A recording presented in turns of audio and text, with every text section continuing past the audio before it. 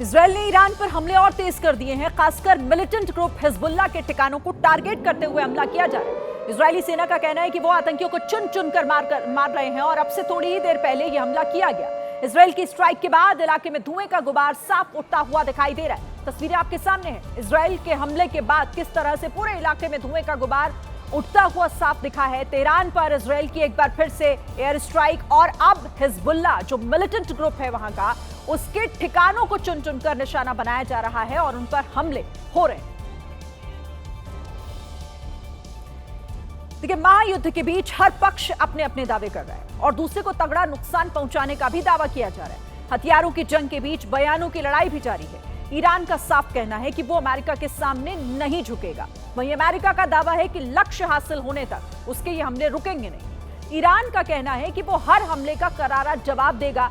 वहीं अमेरिका भी इस युद्ध में पूरी ताकत झोंकने की बात कह रहा है। खामेनेई की हत्या के बाद ईरान का कहना है कि अमेरिका के हाथ खून से रंगे हुए हैं। वहीं अमेरिका ने कहा है कि इस युद्ध में उसके नागरिक भी मारे जा सकते हैं। ईरान ने दो टूक शब्दों में यहां पर कह दिया है कि ट्रंप की दादागिरी नहीं चलेगी। जवाब में अमेरिका ने कहा कि आतंकवादियों को कड़ी सजा देते रहेंगे। ईरान ने साफ कर दिया है कि हर हाल में खामेनेई की मौत का बदला लेंगे, जिसके जवाब में अमेरिका ने कहा कि अगर ईरान ने हमला नहीं रोका तो लाखों लोगों की मौत तय है। ईरान का दावा है कि उसके देश की जनता अमेरिका, इजरायल और उसके साथियों पर हमले के समर्थन में है। वहीं ट्रंप ने कहा कि अच्छा मौका है, ईरान की जनता अपना देश वापस ले। ईरान के सुप्रीम लीडर खामेनेई की हत्या को लेकर अमेरिकी राष्ट्रपति डोनाल्ड ट्रंप का बड़ा बयान भी सामने आया। ट्रंप ने दावा किया है कि खामेनेई ने उन्हें मारने की 2 बार कोशिश की थी, लेकिन वो कोशिश नाकाम रही और अब उन्होंने खामेनेई को मार गिराया।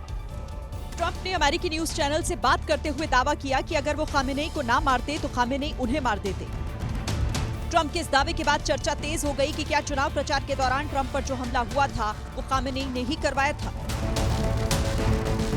ट्रंप ने दावा किया है कि इस हमले में ईरान की पूरी मिलिट्री कमांड का सफाया हो गया है। The entire military command is gone as well, and many of them want to surrender into saving their lives.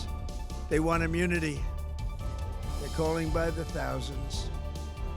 Combat operations continue at this time in full force, and they will continue until all of our objectives are achieved. Trump को पता है कि जिस राह पर वो चल रहे हैं वो कई अमेरिकी लोगों की जान पर भी भारी पड़ने वाला है। 3 U.S. military service members have been killed in action, and sadly, there will likely be more. But America will avenge their deaths and deliver the most punishing blow to the terrorists. इस बीच Trump ने एक बार फिर ईरानी military के नाम संदेश जारी किया। Iranian military, police, to lay down your arms and receive full immunity or face certain death. It will be certain death. Trump ने इजरायल, बहरीन और संयुक्त अरब अमीरात के नेताओं से बात भी की है। खामेनेई जब तक जिंदा थे तब तक कहते थे कि ट्रंप के हाथ ईरानी नागरिकों के खून से सने हुए हैं, और अब जब खामेनेई की हत्या हो चुकी है तब इजरायल और अमेरिका एक साथ कह रहे हैं खामेनेई के हाथ खून से रंगे थे और खामेनेई कई निर्दोष लोगों की मौत के जिम्मेदार थे। इजरायल विदेश मंत्रालय की तरफ से एक वीडियो सोशल मीडिया पर पोस्ट किया गया, जिसमें लिखा गया खामेनेई के हाथ खून से सने हुए थे।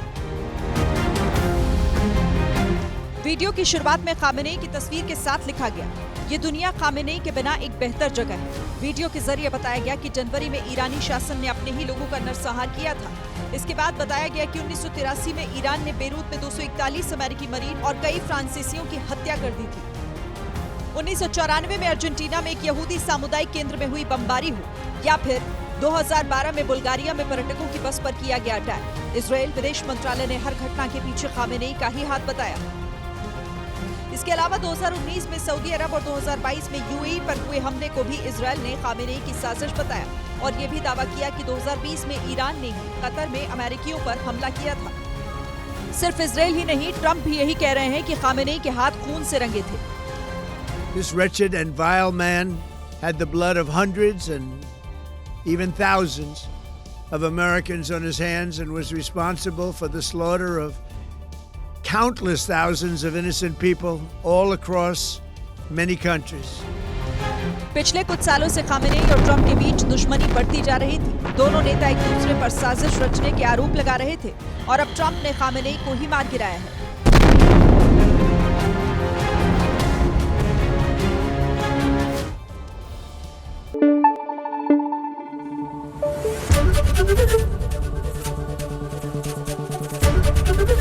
एबीपी न्यूज आपको रखे आगे।